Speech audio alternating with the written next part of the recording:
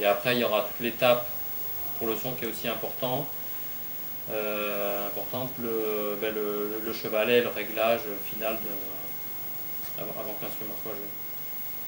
Mais vraiment l'étape primordiale pour on va dire pour le son, c'est ça. Voilà. Après, tout joue dedans, c'est-à-dire si on met des mauvaises cordes sur un violon qu'on a très bien fait, ça va moins bien fonctionner. Donc il ne faut rien négliger, mais l'étape pour moi importante, c'est quand même la table. Voilà à peu près les étapes de construction. Tous les violons avaient la même forme. Alors tous les violons n'ont pas tout à fait la même forme.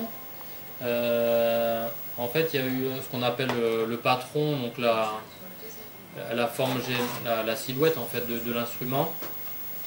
Sur le violon, c'est standardisé, c'est-à-dire qu'un violon il fait 35,5, c'est cette longueur de là à là. Un grand violon, ça sera un violon à 36, c'est déjà un grand violon, donc c'est un demi-centimètre en plus. Et un violon à 35 sera un petit violon. Donc en gros, le battement est quand même tout simplement, c'est pour le bras du musicien. On pourrait faire un violon plus grand, après on va vers l'alto, donc on aura un son plus gros, différent. Et après le violoniste aura moins d'agilité.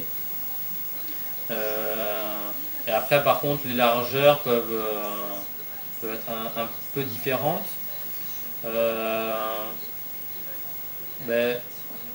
Stradivari qui n'a pas inventé le violon, mais qui on va dire qui a été un peu celui qui l'a vraiment mis au point. Il a essayé différents modèles.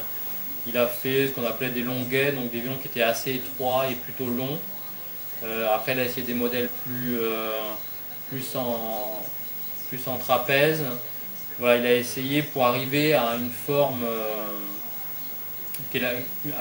standard que nous on utilise beaucoup en fait. La forme du violon du 1715, voilà, c'est autour de sa période d'or. Il avait quand même, on retrouvait toujours à peu près le même type de modèle.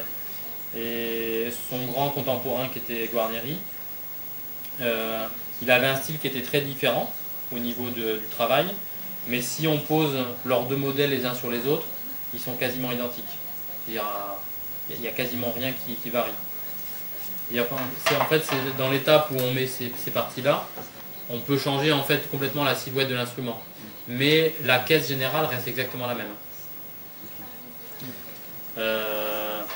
Donc après, ouais, il y a différents modèles. Si l'instrument est trop étroit ou trop large, à chaque fois il y a des avantages et des inconvénients à chaque fois. Donc on essaye de faire à peu près quelque chose qui va être au milieu. Donc la forme, c'est pas du tout esthétique, c'est surtout pour... La forme, elle est quand même esthétique. En fait, le fait que ça revienne, c'est pour laisser passer l'archet. C'est-à-dire que quand on joue, si ça c'était plein, en fait, quand on est sur l'accord de mi, l'archet il va passer ici. Donc c'est pour ça qu'il y a ce creux qu'on n'a pas aussi prononcé, par exemple, sur la guitare. Pareil sur l'accord de sol. Après, ça reste... tout ça, on pourrait faire un violon sans coin, il y en a qui ont été faits. L'acoustique est sensiblement la même, il n'y a pas une grosse différence.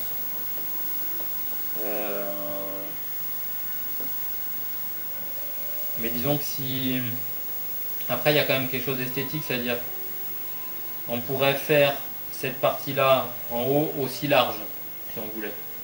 Peut-être que ça sonnerait mieux, mais on ne pourrait pas démancher. Après, c'est-à-dire que quand on joue, là c'est le côté pratique qui a quand même imposé ça, c'est-à-dire qu'après quand on démanche et qu'on monte en haut, on a besoin que cette partie-là soit un peu décalée.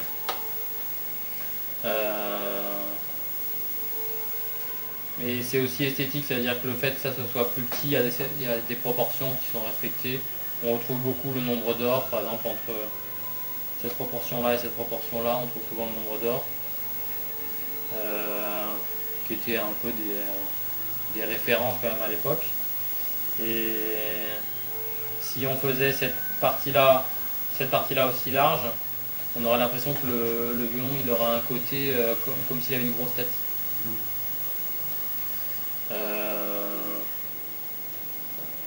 Donc après nous Nous on donne des explications sur ce qu'on a vu, mais comme on n'invente rien, voilà, on reprend des modèles qui existent.